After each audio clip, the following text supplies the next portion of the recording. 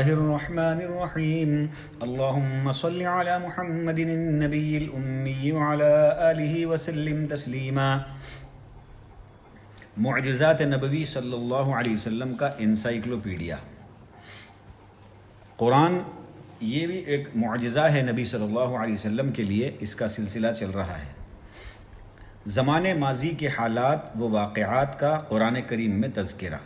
یعنی گزشتہ کے زمانے کے حالات اور واقعات کا جو تذکرہ قرآن میں ہوا اس کے بارے میں۔ قرآن کریم میں گزشتہ واقعات کا تذکرہ بالکل درست طریقے سے وارد ہے، اور اس کی واضح دلیل خود اہل کتاب کی کتابوں میں مذکور واقعات ہیں جو قرآن کریم میں وارد واقعات کی موافقت کرتے ہیں۔ باوجود یہ کہ قرآن ایک ان پڑھ آدمی پر نازل ہوا جو نہ تو لکھنا جانتا تھا اور نہ ہی پوری زندگی میں اسے اگلوں کے علوم کے متعلق کچھ بتایا گیا، اور نہ ہی گزشتہ خبروں کے متعلق اسے کسی نے آگاہ کیا، پھر لوگوں کو اچانک بذریعہ وحی ان نفع بخش خبروں کی اطلاع دی گئی جو عبرت کے لیے بیان کی گئی ہیں، اور وہ اخبار یعنی خبریں پچھلی امتوں کا برتاؤ اپنے اپنے نبیوں کے ساتھ کیسا تھا، اللہ تعالیٰ نے کس طرح مومنوں کو نجات سے ہمکنار کیا اور کافروں کو ہلاک کیا،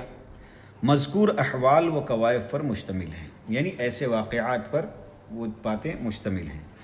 اور یہ واقعات ایسی سلیس عبارت میں ڈھالے گئے ہیں کہ ایسی عبارت کوئی فرد بشر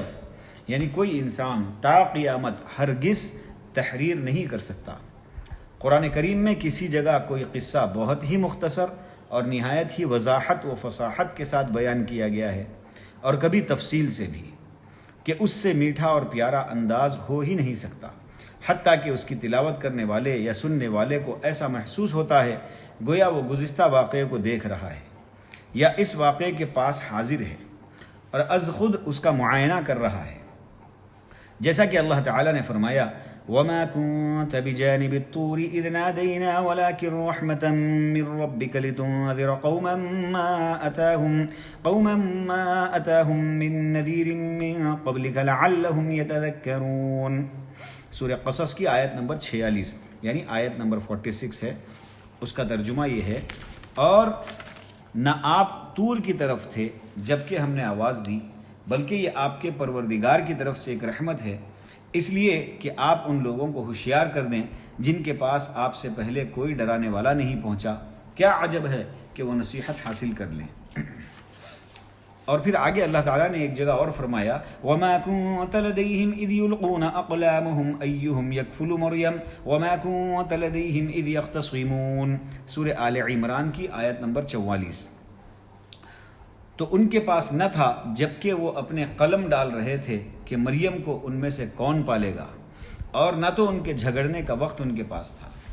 اور اللہ تعالیٰ نے سورہ یوسف میں فرمایا ذَلِكَ مِنْ أَنْبَاءِ الْغَيْبِ نُوحِيهِ إِلَيْكَ وَمَا كُنْتَ لَدَيْهِمْ إِذْ أَجْمَعُوا أَمْرَهُمْ وَهُمْ يَمْكُرُونَ وَمَا أَكْثَرُ النَّاسِ وَلَوْ حَرَصْتَ بِمُؤْمِنِينَ وَمَا تَسْأَلُهُمْ عَلَيْهِ مِنْ أَجْرٍ إِنْ هُوَ إِلَّا ذِكْرٌ لِّلْعَالَمِينَ، سورہ یوسف کی آیت نمبر 102 سے آخر آیت تک، جس کا ترجمہ یہ ہے یہ غیب کی خبروں میں سے ہے جس کی ہم آپ کی طرف وحی کر رہے ہیں، آپ ان کے پاس نہ تھے جبکہ انہوں نے اپنی بات ٹھان لی تھی اور وہ فریب کرنے لگے تھے، گو آپ لاکھ چاہیں لیکن اکثر لوگ ایماندار نہ ہوں گے، آپ ان سے اس پر کوئی اجرت طلب نہیں کر رہے ہیں، یہ تو تمام دنیا کے لیے نری نصیحت ہی نصیحت ہے۔ آگے اسی صورت کے آخر تک فرمایا لَقَدْ كَانَ فِي قَصَصِهِمْ عِبْرَةٌ لِّأُولِي الْأَلْبَابِ مَا كَانَ حَدِيثًا يُفْتَرَىٰ وَلَٰكِن تَصْدِيقَ الَّذِي بَيْنَ يَدَيْهِ وَتَفْصِيلَ كُلِّ شَيْءٍ وَهُدًى وَرَحْمَةً لِّقَوْمٍ يُؤْمِنُونَ۔ ترجمہ، ان کے بیان میں عقل والوں کے لیے یقیناً نصیحت اور عبرت ہے۔ یہ قرآن جھوٹ بنائی ہوئی باتیں نہیں بلکہ یہ تصدیق ہے ان کتابوں کی جو اس سے پہلے کی ہیں، کھول کھول کر بیان کرنے والا ہے ہر چیز کو، اور ہدایت اور رحمت ہے ایماندار لوگوں کے لیے۔ ایک جگہ اللہ تعالیٰ نے فرمایا وَقَالُوا لَوْلَا يَأْتِينَا بِآيَةٍ مِّن رَّبِّهِ أَوَلَمْ تَأْتِهِمْ بَيِّنَةُ مَا فِي الصُّحُفِ الْأُولَىٰ، سورہ طٰہٰ کی آیت نمبر 133 جس کا ترجمہ ہے انہوں نے کہا کہ یہ نبی ہمارے پاس اپنے پروردگار کی طرف سے کوئی نشانی کیوں نہیں لایا، کیا ان کے پاس اگلی کتابوں کی دلیل نہیں پہنچی؟ اللہ تعالیٰ نے ایک جگہ فرمایا قل ارأيتم ان كان من عند الله ثم كفرتم به من اضل ممن هو في شقاق بعيد سنريهم آياتنا في الآفاق وفي أنفسهم حتى يتبين لهم أنه الحق أولم يكفي بربك أنه على كل شيء شهيد۔ سورہ فصلت کی آیت نمبر 52 سے 53، 52 سے 53، جس کا ترجمہ ہے آپ کہہ دیجئے کہ بھلا یہ تو بتاؤ کہ اگر یہ قرآن اللہ کی طرف سے آیا ہوا ہو پھر تم نے اسے نہ مانا، بس اس سے بڑھ کر بہکا ہوا کون ہوگا جو مخالفت میں حق سے دور چلا جائے۔ عن قریب ہم انہیں اپنی نشانیاں آفاق عالم میں بھی دکھائیں گے اور خود ان کی اپنی ذات میں بھی، یہاں تک کہ ان پر کھل جائے کہ حق یہی ہے۔ کیا آپ کے رب کا ہر چیز سے واقف و آگاہ ہونا کافی نہیں؟ اللہ تعالیٰ نے وعدہ کیا کہ وہ اس کتاب کی صداقت پر دلالت کرنے والی نشانیوں کے ذریعے آفاق عالم میں اور منکرین و مکذبین یعنی انکار کرنے والے اور جھوٹے کے نفس میں ان پر ٹھوس حجت اور ان کے شبہات کو کاٹ دینے والی دلیل کے ذریعے قرآن اور اس کے لانے والے کی صداقت کو ظاہر کر کے رہے گا، یہاں تک کہ وہ یقین کر لیں کہ یہ قرآن لسان صادق پر اللہ کی طرف سے نازل ہوا ہے۔ پھر اللہ تعالیٰ نے اپنے قول کے ذریعے ایک مستقل دلیل کی طرف رہنمائی فرمائی ہے۔ اولم یکفی بربک انہ علی کل شیء شہید، کیا آپ کے رب کا ہر چیز سے واقف و آگاہ ہونا کافی نہیں؟ یعنی قرآن کریم کا نزول اللہ تعالیٰ کے علم میں ہے، اور اللہ تعالیٰ کا نزول قرآن سے باخبر ہونا ہی قرآنی آیات کی صداقت کے لیے کافی ہے۔ قرآن کریم کی پیشن گوئیاں، قرآن کریم میں مستقبل میں یعنی آگے فیوچر میں واقع ہونے والے واقعات کی خبریں ہیں جو من نوعاً وقوع پذیر ہوئی ہیں، یعنی جیسی جو ہے پیشن گوئی کی گئی ہے ویسی ہی ہوئی ہے۔ قرآن کریم ہی کی طرح احادیث پاک میں بھی پیشن گوئیوں کا تذکرہ ہے، جیسا کہ میں نے اپنی تفسیر میں ذکر کیا ہے، اور انشاءاللہ ملاحم اور فتن کے باب میں بھی ان واقعات کو ذکر کریں گے۔ مزید تفصیل کے لیے حافظ ابن کثیر رحمۃ اللہ علیہ کی کتاب البدایہ والنہایہ میں فتن و ملاحم کے تعلق سے جو کچھ لکھا گیا ہے اس کی طرف رجوع کیا جا سکتا ہے، وہاں پر دیکھ لیا جا سکتا ہے۔ اللہ تعالیٰ نے فرمایا علم ان سيكون منكم مرضى واخرون يضربون في الارض يبتغون من فضل الله واخرون يقاتلون في سبيل الله، سورہ مزمل کی آیت نمبر 20۔ وہ خوب جانتا ہے کہ تم میں بعض بیمار بھی ہوں گے، بعض دوسرے زمین میں چل پھر کر اللہ تعالیٰ کا فضل یعنی روزی بھی تلاش کریں گے، اور کچھ لوگ اللہ تعالیٰ کی راہ میں جہاد بھی کریں گے۔ یہ سورہ مکے میں نازل شدہ پہلی صورتوں میں سے ہے۔ اسی طرح سورہ اقتربت میں اللہ تعالیٰ کا ارشاد ہے جو بلا اختلاف مکی صورت ہے، سَيُهْزَمُ الْجَمْعُ وَيُوَلُّونَ الدُّبُرَ بَلِ السَّاعَةُ مَوْعِدُهُمْ وَالسَّاعَةُ أَدْهَىٰ وَأَمَرُّ، سورہ قمر کی 45ویں اور 46ویں آیت ہے۔ عن قریب یہ جماعت شکست دی جائے گی اور پیٹ دے کر بھاگے گی، بلکہ قیامت کی گھڑی ان کے وعدے کے وقت ہے،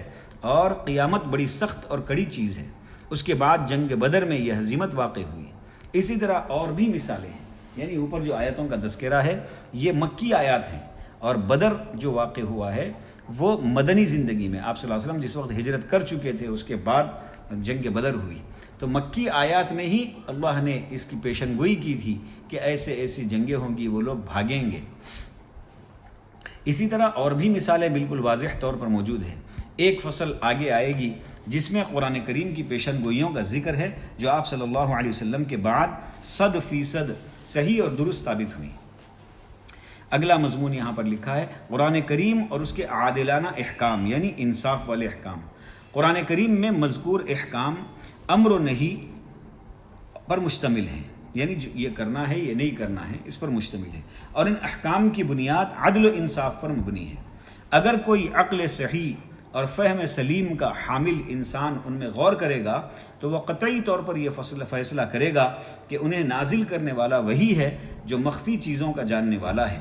اپنے بندوں پر بہت رحم کرنے والا ہے، اور ان کے ساتھ لطف و کرم اور رحمت و احسان کا معاملہ کرنے والا ہے۔ اللہ تعالیٰ کا ارشاد ہے وَتَمَّتْ كَلِمَةُ رَبِّكَ صِدْقًا وَعَدْلًا، آپ کے رب کا کلام سچائی اور انصاف کے اعتبار سے کامل یعنی مکمل ہے۔ یعنی قرآن کریم میں مذکور اخبار یعنی خبریں و قصص یعنی قصے سچے ہیں اور احکام انصاف کی کسوٹی پر تولے ہوئے ہیں۔ ایک دوسری جگہ اللہ تعالیٰ نے ارشاد فرمایا الف لام را کتاب احکمت آیاتہ ثم فصلت من لدن حکیم خبیر، سورہ ہود کی آیت نمبر 1۔ الف لام را، یہ ایک ایسی کتاب ہے کہ اس کی آیتیں محکم کی گئی ہیں، پھر صاف صاف بیان کی گئی ہیں ایک حکیم باخبر کی طرف سے۔ یعنی قرآن کریم کی آیتوں کے الفاظ مختصر اور جامع ہیں، لیکن ان آیتوں کے معنی واضح اور بآسانی سمجھ میں آنے والے ہیں۔ اور دوسری جگہ اللہ تعالیٰ نے فرمایا هو الذی ارسل رسولہ بالہدی ودین الحق، ترجمہ، یہ سورہ فتح کی 28ویں آیت ہے۔ وہی ہے جس نے اپنے رسول کو ہدایت اور دین حق کے ساتھ بھیجا ہے، یعنی عمل صالح اور نفع بخش علم کے ساتھ۔ اور اسی طرح علی بن ابی طالب رضی اللہ عنہ سے مروی ہے کہ انہوں نے کمیل بن زیاد سے کہا ہے کہ یہ قرآن اللہ کی کتاب ہے، اس میں پچھلی امتوں کی تاریخ، تمہارے لیے احکام اور بعد والوں کے لیے پیشن گوئی ہے۔ ہم نے اس موضوع کو اپنی تفسیر میں بالتفصیل بیان کیا ہے۔ قرآن کریم کئی وجوہ سے معجزہ ہے، اپنی فصاحت و بلاغت کے اعتبار سے ہو یا نظم و ترتیب اور اسلوب کے اعتبار سے، ماضی کے اخبار یعنی ماضی کی خبریں اور مستقبل کی پیشن گوئیوں کے اعتبار سے ہو یا اپنے محکم اور واضح کا احکام کے اعتبار سے۔ قرآن کریم کا معجزہ اس کے الفاظ کی فصاحت و بلاغت میں موجود ہے، جو عربی زبان کے ماہرین کے لیے تا قیامت ایک چیلنج ہے۔ یہ معجزہ یعنی چیلنج قرآنی آیات کے معانی میں بھی موجود ہے، جو بالعموم عرب و عجم کے علماء و دانشوران کے لیے عظیم چیلنج ہے، اور اس چیلنج کا جواب ساری انسانیت نہیں دے سکتی، خواہ اہل کتاب یہود و نصارہ ہوں یا یونان و ہند کے مدبرین و دانشوران یا ایران و مصر کے فلاسفے والے یا ان کے علاوہ روئے زمین کے تمام باشندگان، غرض سب اس چیلنج کے لیے آگے گھٹنے ٹیکنے پر مجبور ہیں۔ یعنی قرآن کی مثل کے طور پر کوئی ایک آیت بھی نہیں بنا سکتے، چاہے وہ کتنی بھی دنیاوی صلاحیت کا مالک ہو۔ آگے ایک اور مضمون ہے قائلین خلق قرآن کی تردید، یعنی ایک زمانہ ایسا بھی گزرا صحابہ کے بعد، تابعی کے زمانے کے بعد، جس میں قرآن پاک کو اللہ کی مخلوق کہا جاتا تھا، تو اس کی بھی تردید جو ہے اللہ نے اس معجزہ قرآن میں کر دی ہے۔ متکلمین میں یعنی بات کرنے والوں میں سے جو یہ دعویٰ کرتے ہیں کہ قرآن کا اعجاز کفار کے اندر قرآن کریم کے معارضے کے لیے پیدا ہونے والے محرکات کو دبانے اور اسے دوسری جانب پھیرنے اور اس پر نکیر کرنے کے لیے ہے، یا ان کے اعتراض کی صلاحیت کو سلب کرنے کے لیے ہے، تو ان کا یہ نظریہ باطل ہے، کیونکہ یہ دعویٰ قرآن کے بارے میں غلط اعتقاد رکھنے کی وجہ سے ہے کہ قرآن مخلوق ہے، جس کو اللہ تعالیٰ نے بعض جسموں میں پیدا فرمایا ہے، اور ان کے نزدیک ایک مخلوق اور دوسری مخلوق کے درمیان کوئی فرق نہیں ہے۔ ان کا یہ قول کفر، باطل اور حقیقت کے برخلاف ہے، بلکہ قرآن اللہ کا کلام ہے اور غیر مخلوق ہے۔ اللہ تعالیٰ نے اس کے ذریعے جس طرح چاہا کلام کیا۔ اللہ تعالیٰ ان لوگوں کے اس قول سے بالکل پاک اور منزہ ہے کہ قرآن مخلوق ہے۔ حقیقت یہ ہے کہ ساری کائنات اللہ تعالیٰ کی ہے۔ آگے ایک مضمون ہے کہ قرآن کریم قیامت تک کے لیے اللہ تعالیٰ کی بے مثال حجت ہے۔ یہ قرآن جس کو رسول اکرم صلی اللہ علیہ وسلم کی طرف سے بیان کرتے ہیں، اس کا اسلوب رسول اللہ صلی اللہ علیہ وسلم کے کلام کے اسلوب سے مختلف ہے، اور رسول اللہ صلی اللہ علیہ وسلم کے کلام کے اسالیب صحیح سند کے ساتھ محفوظ ہیں۔ صحابہ کرام رضوان اللہ علیہم اجمعین اور ان کے بعد کے لوگوں میں سے کوئی بھی ان احادیث کے بیان کرنے میں جن میں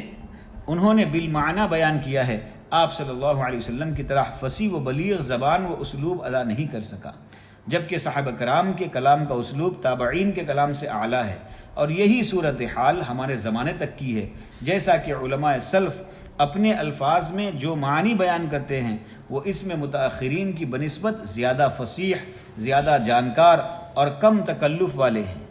اس حقیقت کی گواہی ہر وہ شخص دے سکتا ہے جو لوگوں کے کلام کو پرکھنے کا ذوق رکھتا ہو، جیسا کہ زمانے جاہلیت میں عرب شعراء کے اشعار اور اس کے بعد کے لوگوں کے اشعار کے درمیان تفاوت پایا جاتا ہے۔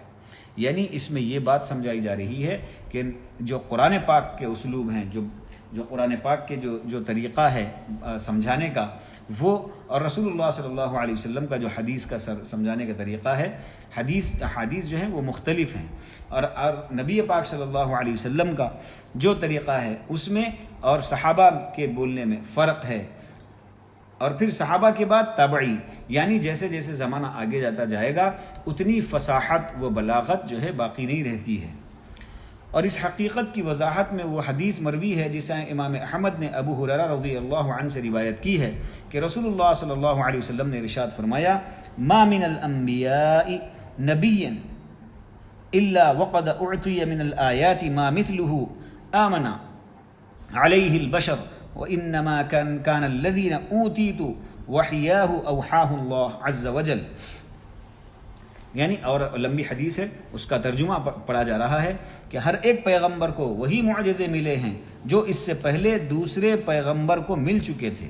پھر اس پر لوگ ایمان لائے، لیکن مجھ کو جو معجزہ ملا وہ قرآن ہے جسے اللہ تعالیٰ نے مجھ پر نازل کیا ہے، ایسا معجزہ کسی نبی کو نہیں ملا، اس لیے میں امید کرتا ہوں کہ قیامت کے دن میری پیروی کرنے والے سب سے زیادہ ہوں گے۔ امام بخاری و مسلم نے بھی اس حدیث کو لیث بن سعد سے روایت کیا ہے، اور یہ روایت بخاری شریف کی کتاب فضائل القرآن کے اندر موجود ہے۔ حدیث مذکور یعنی جو حدیث ابھی بیان کی گئی ہے اس کے معنی یہ ہیں کہ تمام انبیاء اور رسل وہ جو معجزات سے نوازے گئے ہیں، جو ان کی صداقت اور جو وحی وہ اپنے رب کی جانب سے بیان کرتے تھے اس کی صحت و صداقت پر دلالت کرتے تھے، اور یہ معجزات اس قوم کے لیے جس کے پاس وہ انبیاء بھیجے جاتے تھے کافی بھی ہوتے تھے اور حجت بھی۔ یہ اور بات ہے کہ کچھ لوگ اپنے نبی پر ایمان لا کر کامیاب و کامران ہوئے اور دوسرے لوگوں نے انکار کیا، جس کے نتیجے میں وہ سزا کے مستحق ہوئے۔ اور آپ صلی اللہ علیہ وسلم کا یہ فرمان کہ یعنی جو معجزہ مجھے عطا کیا گیا اس میں عظیم و جلیل وہ وحی ہے جسے اللہ تعالیٰ نے مجھ پر نازل کیا ہے، اور وہ قرآن پاک ہے۔ یہ وہ معجزہ ہے جو آپ صلی اللہ علیہ وسلم کے زمانے سے لے کر آج تک قائم و دائم ہے، جبکہ دیگر انبیاء کے معجزات کا اثر ان کی زندگی ہی میں ختم ہو گیا، اور سوائے ان معجزات کی خبر کے کچھ بھی باقی نہیں رہا۔ لیکن قرآن کا معاملہ ایسا نہیں ہے، بلکہ یہ ایسی برقرار رہنے والی حجت ہے کہ اس کے سننے والے کو لگتا ہے کہ گویا وہ اسے براہ راست رسول اللہ صلی اللہ علیہ وسلم سے سن رہا ہے۔ اللہ تعالیٰ کی یہ عظیم حجت آپ کے زمانے میں بھی قائم رہی اور آپ کے بعد بھی قائم و دائم ہے، اور اسی لیے رسول اللہ صلی اللہ علیہ وسلم نے فرمایا کہ یعنی برقرار رہنے والی حجت اور زبردست براہین مجھے ملنے کی وجہ سے قیامت کے دن تمام انبیاء سے زیادہ میری اتباع کرنے والے ہوں گے۔ اللہ تعالی ہم تمام کو نبی پاک صلی اللہ علیہ وسلم کی عظمت کرنے کی دل میں بٹھانے کی توفیق نصیب فرمائے، نبی پاک صلی اللہ علیہ وسلم سے سچی پکی محبت نصیب فرمائے، آپ صلی اللہ علیہ وسلم کی سنتوں پر چلتے ہوئے زندگی گزارنے کی توفیق نصیب فرمائے، آپ صلی اللہ علیہ وسلم کے دست مبارک سے حوض کوثر سے جام کوثر نصیب فرمائے، اور آپ صلی اللہ علیہ وسلم کا پڑوس ہم تمام کو آخرت کی ہمیشہ کی زندگی میں نصیب فرمائے۔ وآخر دعوانا ان الحمد للہ رب العالمین۔ کل انشاءاللہ نبوت کے معنوی دلائل میں سے نبی کریم صلی اللہ علیہ وسلم کے اخلاق کو پڑھا جائے گا۔